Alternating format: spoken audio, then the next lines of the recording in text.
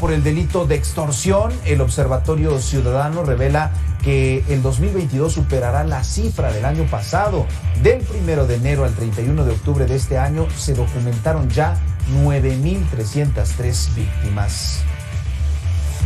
Precisamente vamos a hablar esta noche con Francisco Rivas, él es director general del Observatorio Nacional Ciudadano. Francisco, te saludamos con muchísimo gusto. Bienvenido de nueva cuenta a Reporte MN. ¿Qué tal, Abel? Un gusto estar contigo y con tu auditorio. Buenas noches. Las autoridades, tanto en la conferencia mañanera como en otras conferencias, afirman que no se está presentando esta extorsión en la modalidad de cobro de piso. Pero vemos que las cifras que traen ustedes, ya con víctimas documentadas, iría en aumento. ¿Qué es lo que está pasando? Pues mira, primero vamos a hablar de datos oficiales. Los datos oficiales nos dicen que 2021 es el peor año en materia de extorsión de la historia del país.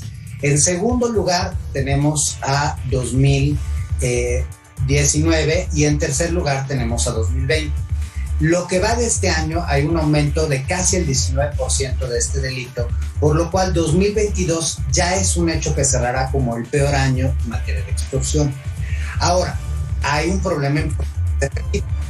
Si volteamos a ver lo que nos dice la encuesta de victimización de INEGI, tenemos aproximadamente 5 millones de extorsiones en 2021. De estas 5 millones de extorsiones en 2021, aparentemente se iniciaron solo 129,000 carpetas de investigación. Si revisamos los datos para 2021, vemos que la autoridad, con todo y que te digo que es el peor año en materia de extorsión, solo reconoce 1,800. Es decir, tenemos 120,000 extorsiones que aparentemente se inició una carpeta de investigación, pero que nadie registró. Ese es un primer dato escalofriante. Luego volteamos a ver y vemos que solo en el 0.3% de los casos de los bienes. Y en ningún caso hubo una reparación del daño. Cuando hablamos de modalidades de extorsión, tenemos la telefónica, la que ocurre por vía web y la que ocurre de manera presencial. Y como dices, en este estudio en donde escuchamos a las víctimas, en donde le hablamos a las víctimas y las víctimas nos compartieron sus historias, pues tenemos los casos en donde hay la prohibición de comprar ciertos productos o de producir ciertos bienes, de comercializar o les obligan a comprarle a cierto proveedor. Y luego tenemos el fenómeno del derecho de piso, que es el más peligroso para las víctimas. El más común es la extorsión telefónica, el más peligroso es la extorsión presencial en su modalidad de derecho de piso. Pero aquí encontramos que la extorsión la comete el delincuente común que se hace pasar por delincuencia organizada, las bandas, la delincuencia organizada, pero también la cometen las autoridades. Yo ahorita escuchaba la nota sobre Guardia Nacional. Muchas de las víctimas, particularmente los transportistas, nos refieren cómo hoy tienen que pagar piso a la Guardia Nacional o al Ejército. Cómo en las agencias del Ministerio Público se extorsiona a las víctimas. Cómo las autoridades municipales o estatales extorsionan a los comerciantes. Cómo gente que representa aparentemente al SAT extorsiona a los comerciantes. Pero también tenemos modalidades como es la extorsión que cometen comunidades, por ejemplo, en el caso chiapaneco, en donde las carreteras prácticamente se han vuelto propiedad de las comunidades y extorsionan a los turistas, o tenemos aquellos sindicatos que participan como si fuesen una delincuencia organizada y piden extorsión a los empresarios, y tenemos también adentro de las empresas extorsión de empleados a empleados. Y aquí documentamos, gracias a nuestra colaboración con Marea Verde, con una visión de género, el grave problema de la sextorsión, es decir, aquellas mujeres que son extorsionadas pidiéndoles favores sexuales en policías, en fiscalías o en empresas privadas. Claro. Francisco, estos datos que nos das, por supuesto, son escalofriantes y nos revelan, o por lo menos hacen muchísimo contraste con el discurso oficial. Ahora, desde hace mucho se ha hablado de una unidad especializada anti-extorsión como la que se tiene en secuestro. ¿Estamos viendo ya avances en el combate a este delito? O si no hay cifras, si no hay denuncias, pues que se mantenga como está. Mira, tenemos algunos garbanzos de libra y algunas entidades que se han movido, el caso de Baja California Sur, el caso de Guanajuato, pero estamos hablando de 8 estados en donde se han detectado algunas prácticas particularmente exitosas en el combate a este fenómeno. Pero en realidad es incipiente, primero porque las víctimas no denuncian.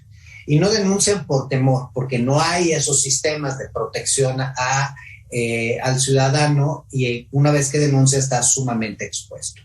Otro aspecto por el cual tenemos poca actividad de parte de las autoridades es, por un lado, el tipo penal, que es absolutamente inoperante, es un tipo penal de 1984 y no ha tenido actualizaciones. En lo local hay una diferencia muy importante en cómo se clasifica este delito. La Fiscalía General de la República no está trabajando. Imagínate que el año pasado solo reportó 220 casos de extorsión en los cuales había investigaciones con ningún resultado. Entonces, realmente estamos en una situación muy peligrosa. Y paralelamente, los recortes presupuestales hacen inoperante el trabajo de las fiscalías y policías estatales. Por ejemplo, en la mayor parte del país efectivamente están usando ya a las unidades especializadas contra el secuestro para combatir también la extorsión, pero no es que les destinaron más recursos, más tecnología, más personal. Al contrario, simple y sencillamente les sumaron un problema que es el problema que más está creciendo en nuestro país, y al mismo tiempo tienen que seguir haciendo lo demás, con menos recursos y con menos posibilidades. Hay que recordar, nosotros en el observatorio también lo presentamos este año y lo hemos venido presentando todos los años, el presupuesto de egresos de la Federación de 2023 reconoce que las fiscalías han perdido entre un 40% comparado con lo que tenían el sexenio pasado. Entonces, pues en realidad hay menos recursos y más delitos. Hoy la extorsión nos explica por qué hay este fracaso total en materia de seguridad y por qué tenemos los mayores niveles de homicidio, los mayores niveles de desapariciones, los mayores niveles de feminicidios, los mayores niveles de robo a transportistas, los mayores niveles también de privaciones ilegales de la libertad, porque la extorsión se ejecuta en las elecciones y se ejecutó en las elecciones del año pasado y del antepasado, porque se ejecuta precisamente en estos monopolios y acaba encareciendo los productos, acaba matando a personas, pero matando actividades comerciales, pero matando comunidades. Claro, platicamos esta noche con Francisco Rivas, él es director general del Observatorio Nacional, y bueno, es importante lo que destacabas en el tema de la extorsión, pero ya con este panorama que nos das, pues esa palabra de fracaso en el tema de procuración de justicia y de seguridad pública es más que evidente. Francisco, muchísimas gracias por estos minutos para Reporte MN. Gracias a ustedes y los invito en enero a que nos acompañen. Vamos a tener un foro con autoridades precisamente para resolver el tema, para proponer una ley general y soluciones contundentes a este problema, y por lo pronto descarguen el estudio porque todos podemos ser víctimas de extorsión. Seguiremos pendientes de ello. Gracias, Francisco. Vamos a la pausa y después de 2 minutos le tenemos más información de la megalópolis.